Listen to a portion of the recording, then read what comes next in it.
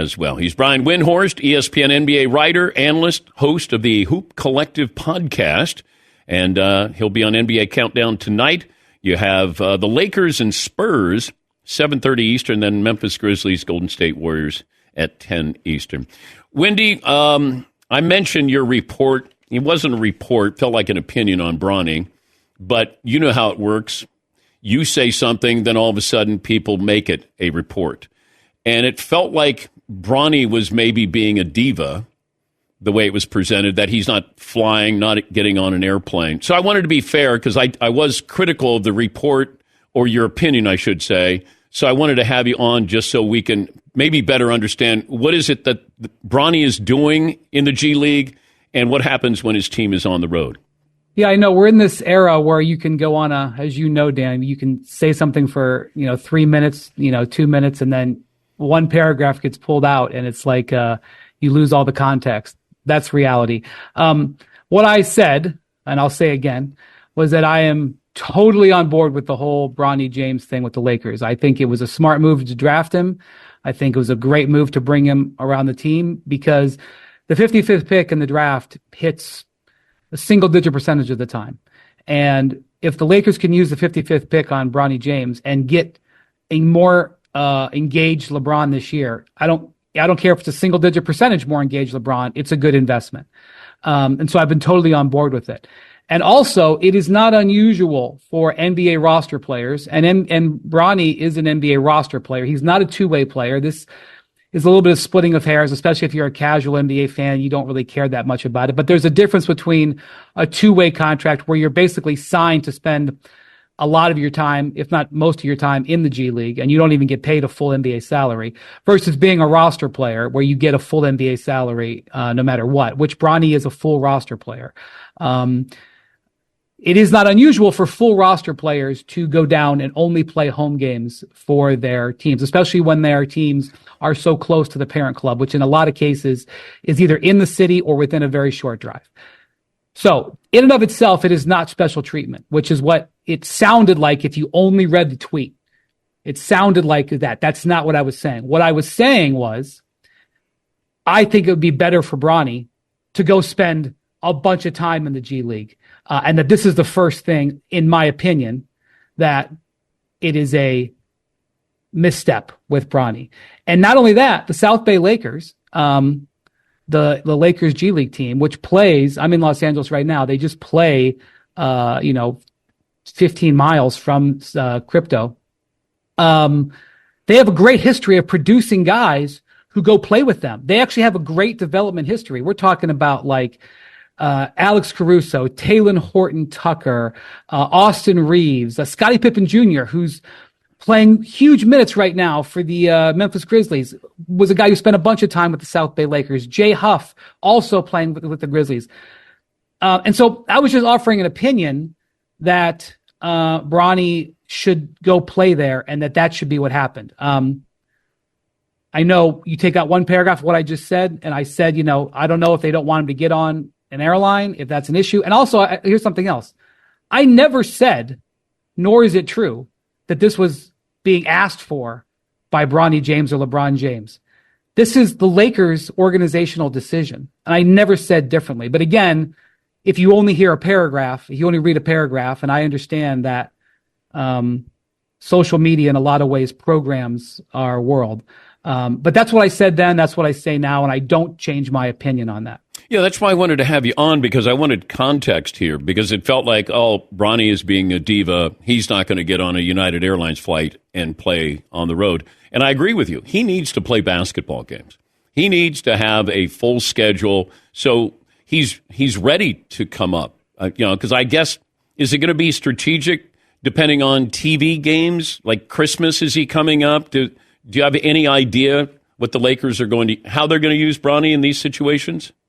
No, and I'm not sure they do either. I mean, a lot of it comes down, he's not a rotation player. He's not a guy who's going to figure into what J.J. Redick is doing on a night-to-night basis. The games that he has played have either been when the Lakers have gotten blown out and he's on the active roster and they just give him basically garbage time, or special moments, like when he played in Cleveland. That game ended up being lopsided, but I think they were going to try to get him in that game.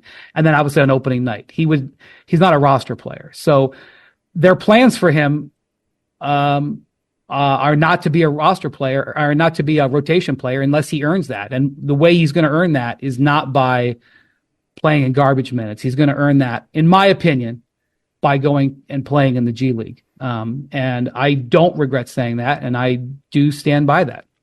You've been around LeBron for a long, long time. At any point, did you all stop being amazed by what LeBron does? No, and I also think that while this week for the last couple of days has been sort of focused on, aggregation response on Bronny, I think we're missing the fact that LeBron is playing incredible basketball. This is crazy, Brian. I mean, it is. So, let's just be honest about where LeBron is. His explosion is not where it used to be. He can't get by defenders like he did in his prime years. And he has morphed that reality, Dan, by developing into somehow a very good three-point shooter. Last year, he shot over 40% on threes. I think he had done that one other time in his career when he was with the Heat, and it was like back when he would take 2 or 3 threes a game. It's not like today where guys take 6, 7, 8. He hadn't shot that well in a decade. And then last year, he all of a sudden started shooting well from 3. And this year, and I realize we're, I think, 11 or 12 games in for the Lakers, he's shooting 46% on threes. Now, maybe that won't quite stay that high. Maybe he'll come back down. But if you watch his shot, it looks terrific. And so he's mitigating that he can't maybe be as explosive getting to the basket by just being a much better outside shooter. It's kind of like Jordan later in his career. Jordan developed all that great footwork and that turnaround shot in the mid-range. LeBron is developing this three-point shot in his late 30s. There were years, Dan, where he was in the low 30s. Obviously, on three-pointers, it was the game plan, make LeBron shoot threes. Right now, making LeBron shoot threes is a losing enterprise. The other thing is he's averaging 9 assists a game. You may remember that about 4 or 5 years ago, he led the league in assists. He was the Lakers point guard, and he actually led the league in scoring, led the league in assists, something like 12 or 13 years apart. It's one of the great LeBron stats that you just hear and you can't believe. It's so wild. But in the last few years, Lakers have had other guards, and he's sort of had the ball less in his hands. Well, this year with JJ Redick, they've put the ball in his hands more, and the guy's averaging 9 assists a game. He's averaging he is averaging 20 something points on 46% 3-point shooting, 9 assists and 8 rebounds. He's had 3 consecutive triple doubles. To me, LeBron's performance right now is honestly one of the stories of the NBA. And the Lakers are in pretty good position despite having a pretty disastrous 5-game road trip because LeBron, AD has been excellent too, but because LeBron has been frankly carrying their offense in recent games. I mentioned this, might have been Monday or Tuesday, where I said, enjoy this moment with Durant, Curry, and LeBron. And I said this during the Olympics in that final game. Those 3 on the floor. And I was trying to think of another time in NBA history where you had these 3. They've all changed the game. All 3 of these players, certainly Steph and LeBron have. KD with what he's done at his size. But I don't know, do you go back to Magic and Larry and Michael? Is there another trilogy that you could look at that those 3 guys at the same time and what they meant to the NBA? So I know this is an extremely unpopular position to take, and I can't really defend it. In 1992, I was in 8th grade. I was with the Olympic team this year. I was with them in Abu Dhabi. I was with them in London. I was with them in Lille. I was with them in Paris. I don't think there's ever been anything like that. I know that it's like the third rail to ever talk about the Dream Team. And it's an impossible comparison because the world where it was in awe, now they try to, it's not a comparable, it's almost a different sport. Larry Bird was he was soon to retire. Magic had already retired, okay, and had come back because of the terrible thing with the HIV. Wasn't like he was past his prime, but he had already retired and come back. Jordan was absolutely, at his peak of his powers. But, and I just will tell you, being in Abu Dhabi seeing the way those fans treated those players. There was this game in London against the South Sudan, Dan. South Sudan exhibition game. Okay, I'm not going to sit here and tell you that this was a huge thing on the calendar.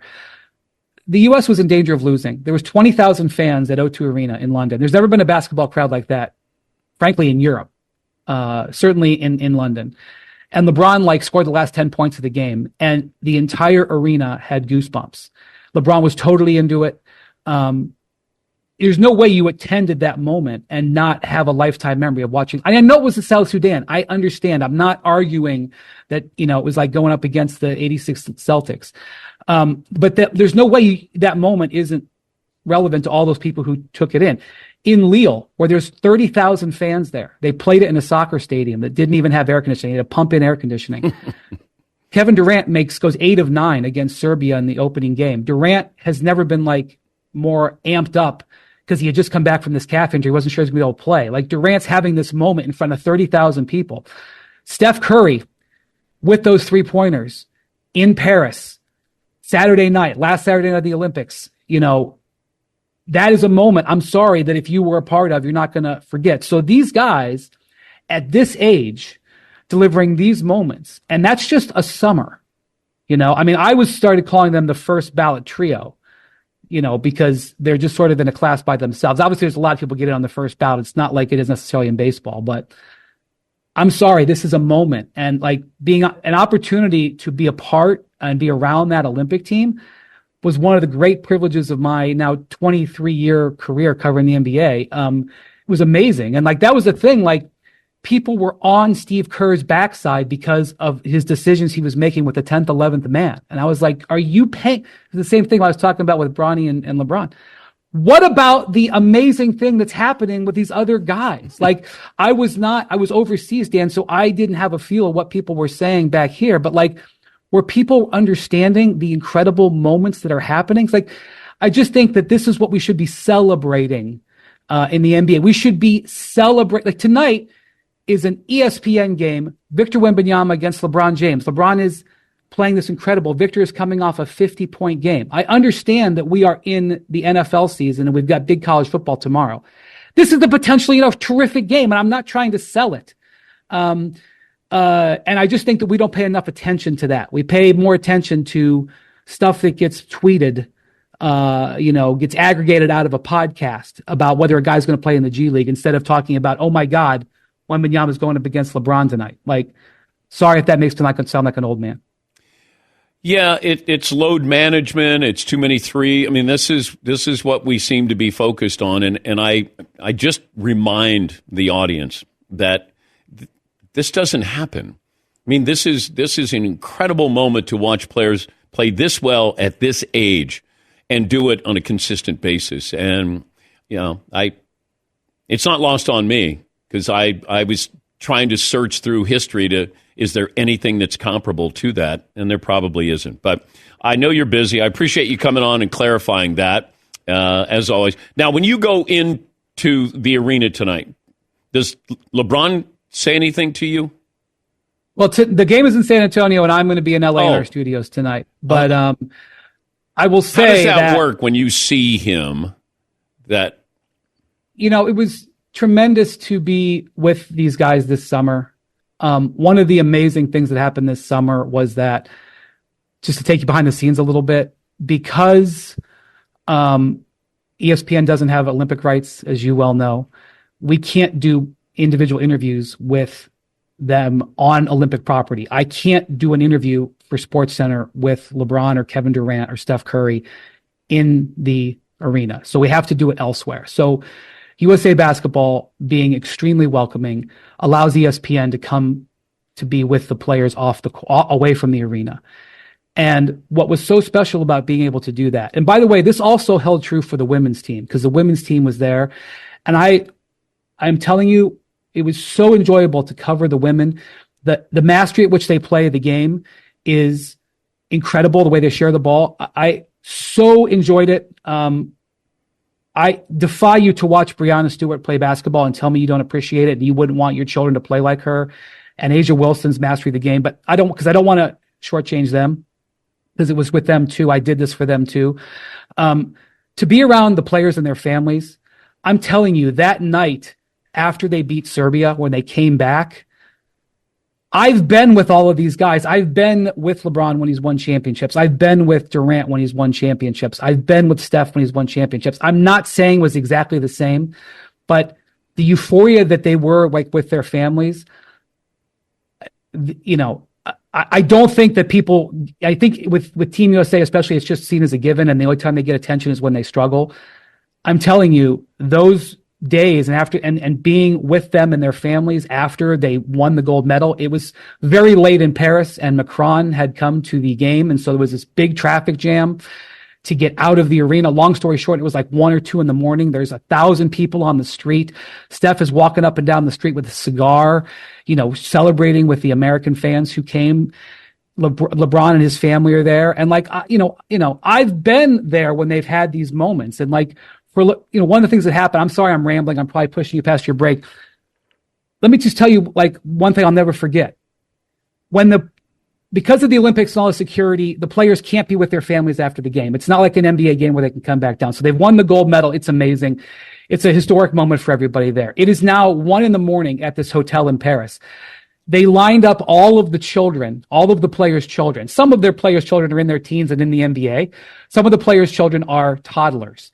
And they lined up all of their children so that when the players came off of the bus into the hotel, that they first thing that they saw with the gold medals around their neck were their kids. And so to see all of them be able to scoop up their children and celebrate in this moment, I mean, it's all, you know, they had cameras there. You can go see it. It exists. It is one of the most purest, truest moments that I've seen of celebration, despite having been in many championship locker rooms over my career. So I'm sorry I rambled there. It was a wonderful thing. I've seen LeBron in many, many wonderful moments with his family over the years. This was just another wonderful one. I'm not going to rank them, but that was there. Great to talk to you. Have a good weekend. You too. Thank you, Brian. That's Brian Windhorst, ESPN NBA writer and analyst, and they have a doubleheader, Lakers-Spurs in San Antonio, then Memphis against Golden State. NBA countdown tonight, and coverage starts at 7:30. Take a break. We're back after this.